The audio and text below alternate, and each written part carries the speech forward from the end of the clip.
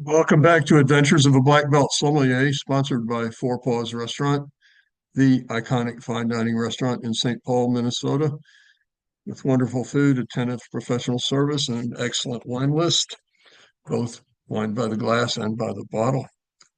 We have really terrific wines by the glass. Um, so you should come by and see me sometime soon and enjoy a glass or a bottle of really special wine. You can have something really special without spending a lot of money, quite honestly. Contrary to that, I've said a few times, it's really good to be the sommelier sometimes, and it's also really good to be at Four Paws on Tuesday night because a lot of times on Tuesdays, the owner, Bruce Tower, comes by, meets with us, chats about the current state of affairs. Um, he always wants me to open something really special for us to enjoy together and touch and chat about. He then generally takes the decanter, if it's something that's been decanted, he takes the decanter around the restaurant and just pours a little bit for random people that he chats with that he thinks might enjoy it. Uh, Last week we opened a 2013 Peter Michael Cabernet Sauvignon Le Pavo, and last night he suggested that maybe it would be fun to open the 2016 Peter Michael Le Pavo.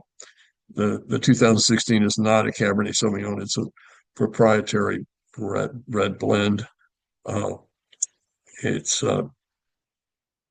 just he suggested we open it just to compare the two. Um, you know, I'm gonna read the blend, the cepage, because I don't want to get it wrong.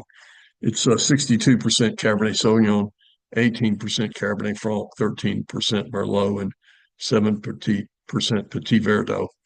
Um, so kind of left bank Bordeaux or Bulgari blend. I'd say more similar to a Bulgari blend really than a left bank Bordeaux. Um, I'll often look on various wine publications online to see what other people have said about the wine. I'll say that the wine advocates gave it a very high score. But they also said it should be drunk between 2020 and 2040. It may be because of my life in wine that has involved a lot of, older, mature wines. But and so my palate's kind of calibrated towards wines with maturity, with age. I would say that this wine is not ready to drink now in 2025, much less in 2020. To my palate, I would say that to really take advantage of its potential, I would say wait another, assuming it's stored in a cool wine cellar, um, like the one you can see behind me. Um, I would say give it another 5 years. If I had a case of it, I would open the first bottle in 2030 and then decide what I was going to do about the other 11. Um, it's a it's a marvelous wine. It's very full bodied. Just it's everything you kind of expect from that blend in Knights Valley and Sonoma.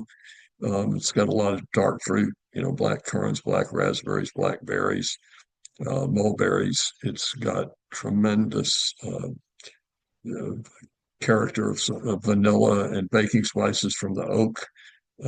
There's some garrigue to it that is more obviously associated with Rhone Valley wines, but it's there in this wine too. The rosemary, thyme, lavender aromas. It's got a very pronounced licorice component. I would say black licorice component.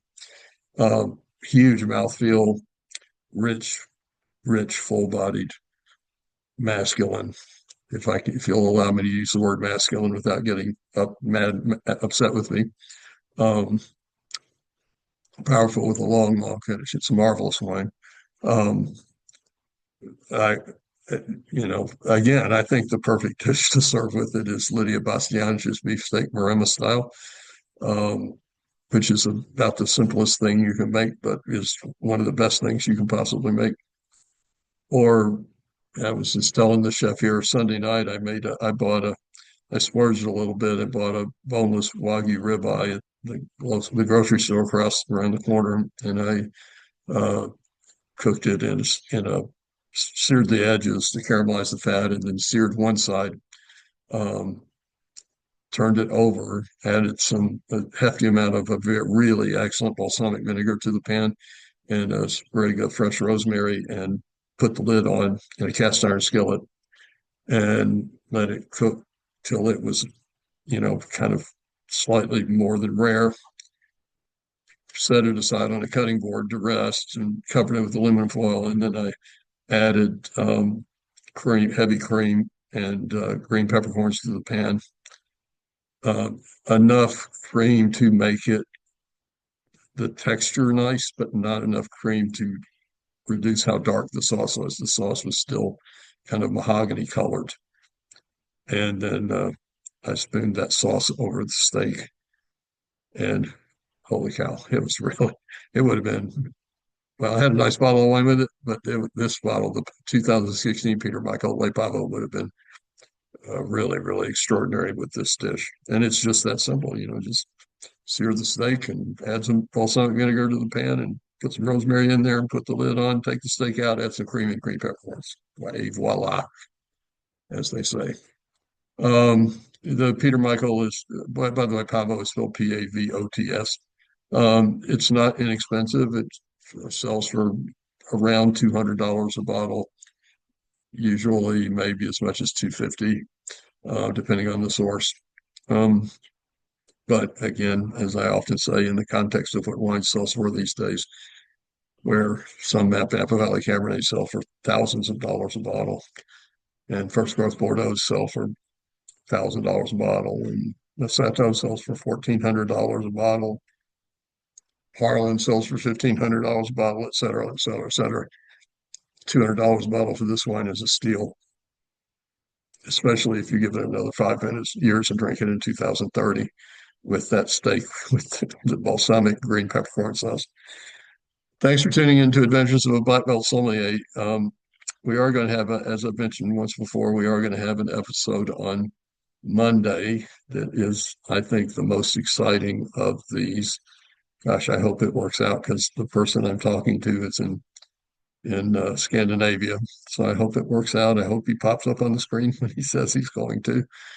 Um, you just never know whom you're going to meet sitting at the bar at Four Paws, and whom you might be able to interview in a podcast as a result of a random conversation at the bar at Four Paws. And that's going to happen this coming Monday. Lord willing, and the creek don't rise, as they say. Thanks for tuning in for Adventures of Black Belt Sommelier. Come by and see me sometime soon here at Four Paws. Uh, you can have really, really great wine without spending a whole lot of money, or you can have really, really great wine while spending a lot of money, whichever your choice. It's up to you. I'll steer you in the right direction. Thank you very much, as always.